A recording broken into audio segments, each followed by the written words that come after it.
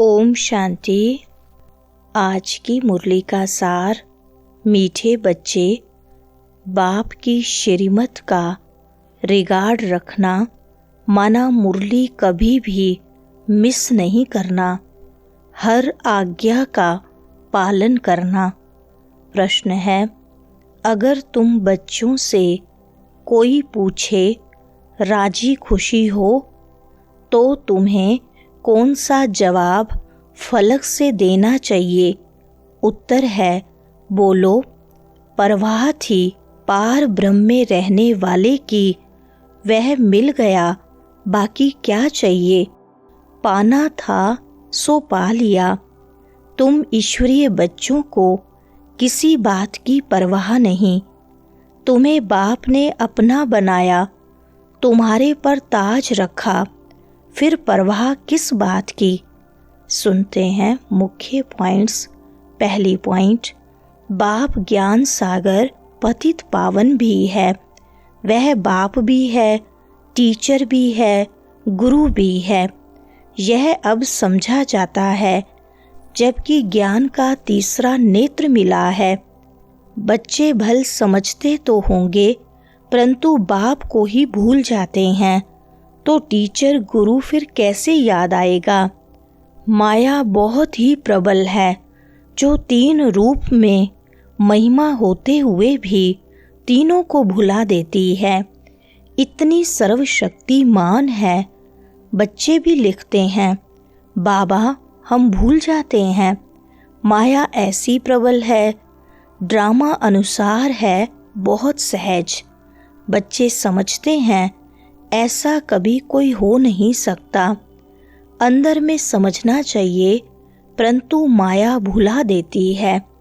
दूसरी पॉइंट, बाप कहते हैं अपना चार्ट लिखो, परंतु लिख नहीं पाते हैं। कहाँ तक बैठ लिखें?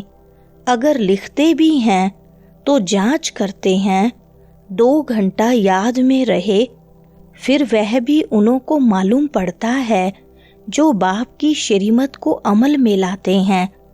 बाप तो समझेंगे इन विचारों को लज्जा आती होगी, नहीं तो श्रीमत अमल में लानी चाहिए, परंतु 2% मुश्किल चार्ट लिखते हैं।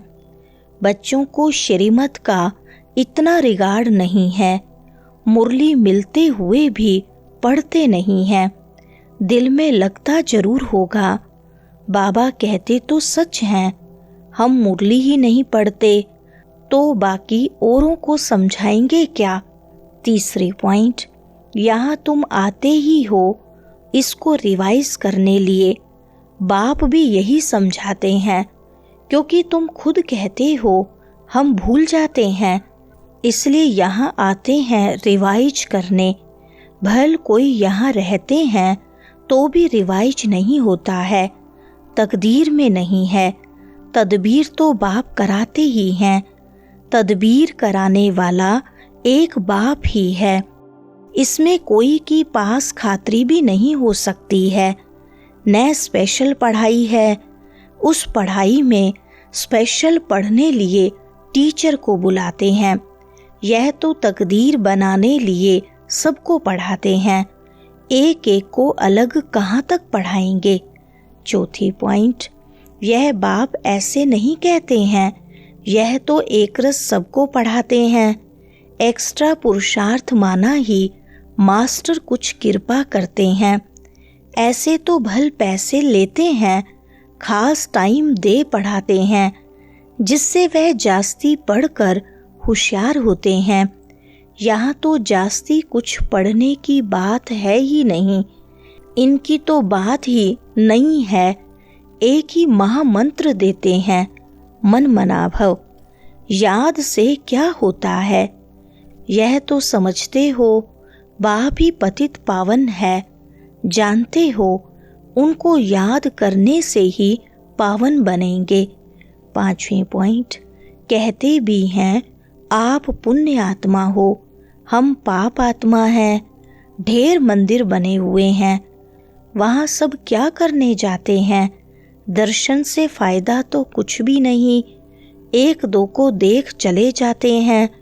बस दर्शन करने जाते हैं। फलाना यात्रा पर जाता है, हम भी जावें। इससे क्या होगा? कुछ भी नहीं। तुम बच्चों ने भी यात्राएं की हैं। जैसे और त्योहार मनाते हैं, वैसे यात्रा भी एक त्योहार समझते हैं। अभी तुम याद की यात्रा भी एक त्योहार समझते हो। तुम याद की यात्रा में रहते हो। अक्षरी एक है मन मना भव। यह तुम्हारी यात्रा अनादि है। वह भी कहते हैं वह यात्रा हम अनादि करते आए हैं। छठी पॉइंट, परंतु तुम अभी ज्ञान सहित कहते हो हम कल्प कल्प यह यात्रा करते हैं। बाप ही आकर यह यात्रा सिखलाते हैं। वह चारों धाम जन्म बाय जन्म यात्रा करते हैं। ऐसे तो और कोई कभी नहीं कहते कि यात्रा से तुम पावन बनेंगे। मनुष्य यात्रा पर जाते हैं तो वह उस समय पावन रहते हैं। आजकल तो वहाँ भी गंद लगा पड़ा है, पावन नहीं रहते। तुमको अभी बाप ने बताया है यह याद की यात्रा है सच्ची। वह यात्रा का चक्कर लगाने जाते हैं, फिर भी वैसे का वैसा बन जाते हैं। 7वीं पॉइंट, वह तो कह देते हम आत्मा सो परमात्मा, परमात्मा सो हम आत्मा, एक भी नहीं जिसको हम सो का अर्थ यथार्थ मालूम हो। तो बाप कहते हैं यह जो मंत्र है यह हरदम याद रखना चाहिए। चक्र बुद्धि में नहीं होगा तो चक्रवर्ती राजा कैसे बनेंगे? अभी हम आत्मा ब्राह्मण हैं, फिर हम सो देवता बनेंगे। यह तुम कोई से भी जाकर पूछो, कोई नहीं बताएंगे। वह तो 84 का अर्थ भी नहीं समझते। ऐसे नहीं हम जीव आत्मा सो परमात्मा बन जाते हैं। नहीं, बाप आप समान नॉलेजफुल बनाते हैं, आप समान गॉड नहीं बनाते हैं।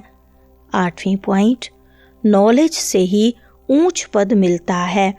खुद को जो चाहो सो बनाओ। पुरुषार्थ से जो चाहे सो पद बाप से ले लो।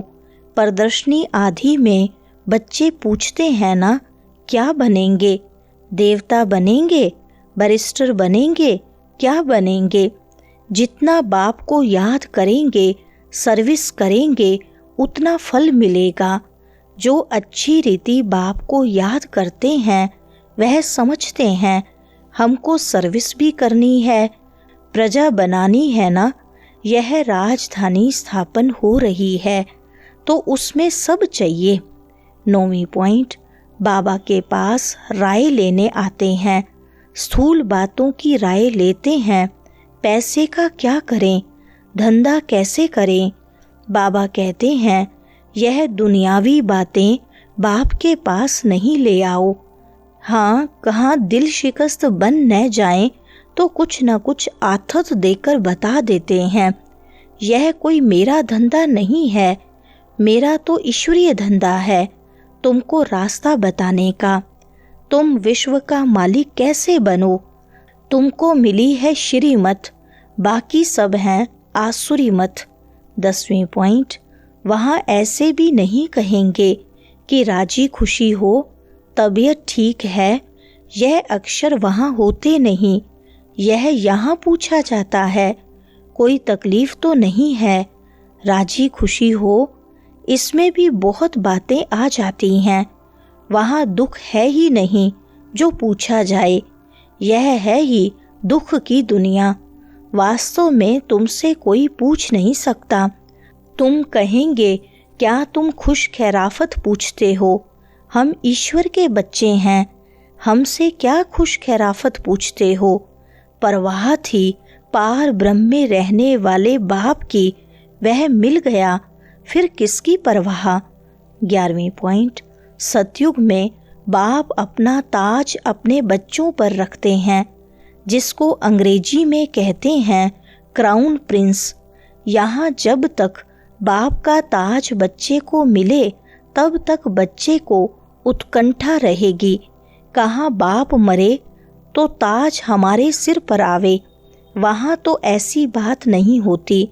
अपने समय पर कायदे अनुसार बाप बच्चों को ताज देकर फिर किनारा कर लेते हैं।